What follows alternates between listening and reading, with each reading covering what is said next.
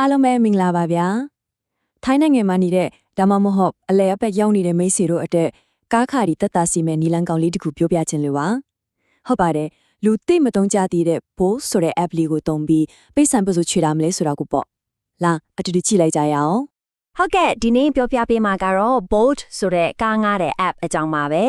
ကျွန်တော်ကိုအမြဲမေးနေကြတဲ့မိခုံတစ်ခုရှိတယ်အဲ့ဒါကတော့ Bolt က Grab ထက်တကယ်ရောဈေးသက်သာရဲ့လားဆိုတာပဲကဲဒီနေ့အဲ့ဒီအကြောင်းကိုအသေးစိတ်လေးရှင်းပြပေးမယ်နော်ကဲအားလုံးသိချင်နေကြတဲ့အဓိကအချက်ကိုအရင်ဆုံးပြောလိုက်ကြရအောင်ဟုတ်တယ်ဒီ Bolt app ကိုလေမြန်မာပြည်မှာရောသုံးလို့ရလားဆိုတဲ့မေးခွန်းပေါ့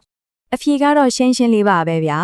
လောလောဆယ်မှာတော့မြန်မာနိုင်ငံမှာဘိုးနဲ့ကားခိုလို့မရသေးပါဘူးဆိုတော့အခုဒီရှင်းပြချက်ကထိုင်းမှာရှိနေတဲ့သူတွေအလုပ်လုပ်နေတဲ့ညီကိုမောင်နှမတွေအတွက်အဓိကရည်ရွယ်ပါတယ်နော်ဟုတ်ပြီမြန်မာပြည်မှာသုံးမရဘူးဆိုတော့ထိုင်းမှာကြတော့ရောဘုတ်ကိုဘာလို့သုံးတင်လဲလူလိုင်းသုံးနေတဲ့ Grab နဲ့ရှင်ရင်သူ့မှာဘလို့အားထားချက်ရှိနေလို့လဲကဲတစ်ချက်လောက်ကြည့်လိုက်ကြရအောင်ဒါကတော့အဓိကအချက်ပါပဲဈေးနှုန်းမှာဈေးကတော်တော်လေးကိုကွာပါတယ်ကျွန်တော်အတွေ့အကြုံရစဉ် Grab နဲ့သွားရင်ပတ်300လောက်ကြာမဲ့ခရီးတစ်ခုကိုဘိုးနဲ့သွားလိုက်တော့220ပတ်လောက်နဲ့ကြာတော့တယ်ဆိုတော့80လောက်ကွာသွားတာလေဒါအကြီးမားဆုံးဆွဲဆောင်မှုပါပဲပြီးတော့လေဈေးသက်သာတာတခုတည်းလည်းမဟုတ်ဘူးပိတ်ဆန်ရှင်းတဲ့အခါမှာငွေသားနဲ့ရှင်းမလားကက်နဲ့ရှင်းမလားယူလို့ရတော့အရန်ဆင်ပြေတယ်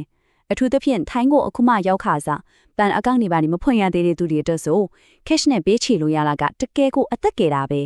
အဖေရဲ့ဒီဇိုင်းကလည်း300ရှင်းရှင်းလေးခေါင်းမစားရဘူးအခုတချို့တွေစဉ်းစားမိမှာက